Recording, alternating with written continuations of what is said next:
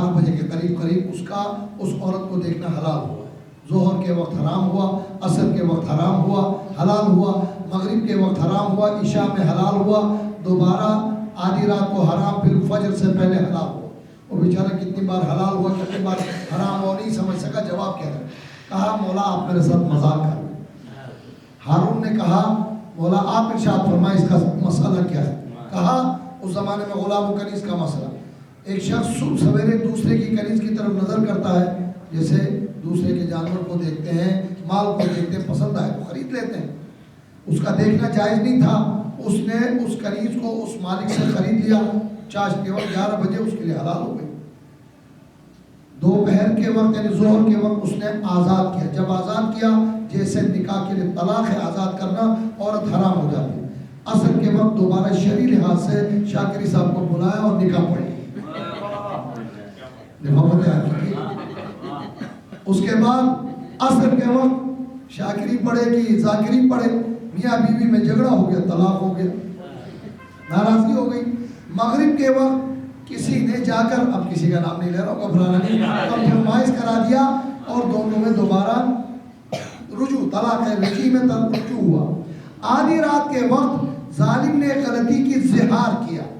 فقہی مسائل میں ایک حکم آتا ہے, لمعہ دمشقیہ سے لے کر آج کی ہر مجتہد کی توضیح مسائل میں یہ عنوان موجود ہے. عرب میں ایک جاہلانہ طریقہ تھا, بیوی سے جب ناراض ہوتے تھے اسے کہتے تھے تم میری ماں کی طرح, یعنی آئندہ تمہیں زوجیت کے لحاظ سے قبول نہیں کرو.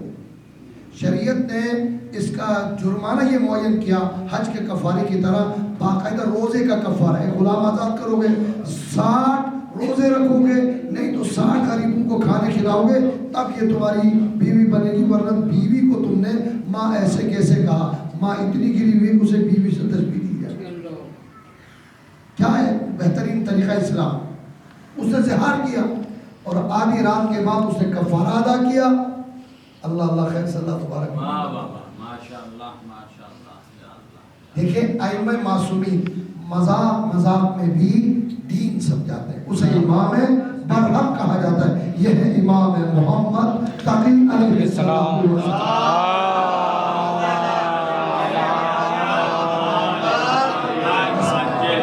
اب اس کے پیچھے مڑ کے آپ گھڑیاں دیکھنا شروع کریں, لہٰذا میں گفتگو کو تمام کروں. یہی وہ موقع تھا جہاں مامون نے اپنی بیٹی ام الفضل کا عقد امام محمد تقی سے کیا ہے اور خود بیٹی کی طرف سے صیغہ پڑھا ہے اور امام کو کہا اپنی طرف سے صیغہ جاری کر.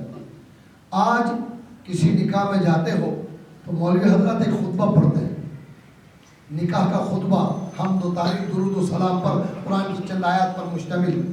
نکاح سورہ نور کی آیت, وان کے ایامہ کی آیت کے ساتھ, اور ایک حدیث بیان کرتے ہیں النکاح سنتی فمن رغب عن سنتی فلیس منی. اس خطبے کو مامون کے دربار میں سب سے پہلے میرے نو امام محمد تقی علیہ السلام نے ایسا بہترین بامعنی خطبہ ہے. واقعے کے مطابق نکاح اور عقد و شادی کے مطابق آیات و احادیث, کہ آج تک تمام علماء سنت مؤکدہ کے طور پر تاکید کرتے ہیں کہ نکاح سے پہلے اسی خطبے کو پڑھا جائے. ائمہ کا طریقہ ہے. لیکن عزیزو پھر یہ بھی ہوا کہ اسی ام الفضل نے ایک مرتبہ شکایت کی مامون کے پاس. مامون شراب کے نشے میں تھا. امام کا آخری معجزہ ہے, عرض کرنے کے بعد میں اجازت چاہوں گا. کہا کہ آپ کو معلوم ہے امام نے آپ کی بیٹی کے اوپر عقد ثانی کی ہے, دوسری عورت سے شادی کی ہے جو 10ویں امام کی والدہ تھی. ظاہر ہے خدا نے کیا بہترین طریقہ رکھا ہے, بہت سی ازواج کو اولاد نہیں دی. میں اشارتاً عرض کر رہا ہوں, اولاد نہ دینے کے باوجود ہمارا جینا حرام کیا ہے. اولادیں بھی مل جاتی تو کیا حشر ہوتا. ان میں سے ایک ام الفضل ہے. بس اشارہ بات سمجھ گیا. اولاد ان سے نہیں ہوئی تو امام نے 10ویں امام امامت کے سلسلے کو جاری رکھنے کے لیے, امام کا کام حکم خدا سے ہوتا ہے, جب والدہ حضرت امام علی نقی سے شادی کی شکایت کی, مامون نے نشے کی حالت میں تلوار نکالی اور امام آرام فرما رہے تھے، اتنے وار کے کہ غلاموں نے دیکھا نعوذ باللہ امام کے جسم کے ٹکڑے ہو گئے۔ جب گھر آیا اطلاع دی غلام نے، جب نشہ اترا کہا تم نے نشے کے عالم میں غلط کام کیا، آپ نے اپنے داماد کو قتل کیا، منہ پیٹنا شروع کیا، رونا شروع کیا، یہ کیا غلطی میں نے کی؟ غلام سے جا کر، بہت طویل واقعہ ہے میں اختصار سے عرض کرتا ہوں، کہا جا کر معلوم کرو امام کی حالت کیا ہے۔ دیکھا امام مصلی پر کھڑے ہیں اور عبادت خدا میں مصروف ہیں۔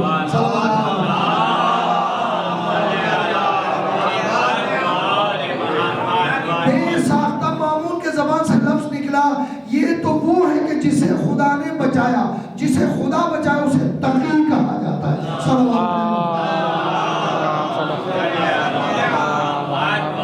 اگر جن تقوی کے لحاظ سے بھی امام کی تقوی، میری کیا حیثیت ہے کہ بیان کرو، جو تقوی اختیار کرو اسے متقی کہا جاتا ہے، مادہ تقوی اور تقی سے۔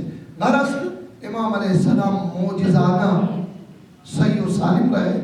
جس غلام نے امام کی سلامتی کی خبر دی، ظالم نے خوشی میں 1000 درہم کا انعام دیا ہے اسے کہ تم نے امام کی زندگی کی خبر دی۔ غرض یہی ام الفضل سبب بنی۔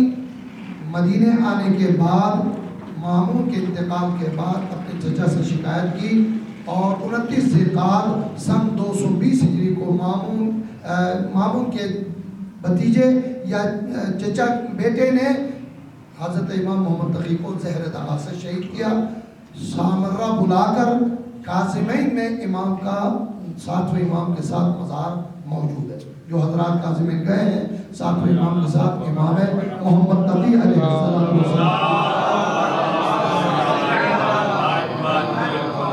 ایک مختصر خاکہ امام کا پیش کیا۔ پروردگار شہزادہ علی اصغر، شہزادہ امام محمد تقی اور دیگر ائمہ معصومین کا واسطہ حاضرین و غائبین کے حوائج شرعیہ کو پروردگار جو پریشان حال ہے ان کی پریشانیاں دور، جو مریض ہیں بالخصوص جن مریضوں کے لیے دعا کی التماس ہے ان سب کو شفاء کلی عنایت۔ پروردگار وبا بیماری پریشانی کا عالم ہے دنیا بھر سے، بالخصوص پاکستان سے اس وبا اور بیماری کا جلد از جلد خاتمہ فرما۔ پروردگار ہمارے مرحومین کی مغفرت فرما، اپنے آخری حجت کو اذن ظہور عنایت فرما۔ پروردگار قلب مبارک امام کو ہم سے راضی و خوشنود فرما۔ پروردگار ہماری یہ التجائیں دعائیں عبادتیں اپنی بارگاہ میں قبول۔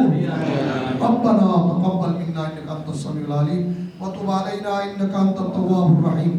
جملہ تمام مرحوموں مومنات، اب تمام حضرات کے مرحومین، اس ادارے کے بانی سے لے کر اب تک جملہ تمام مرحومین اور شہداء اسلام، علماء، فقہاء، قائدین مرحومین، بالخصوص مرحوم قمر رضا ابن حامد حسین، ریاض حامد ابن قمر رضا، سردار فاطمہ بن عبداللہ کے ایصال ثواب کے سورہ فاتحہ۔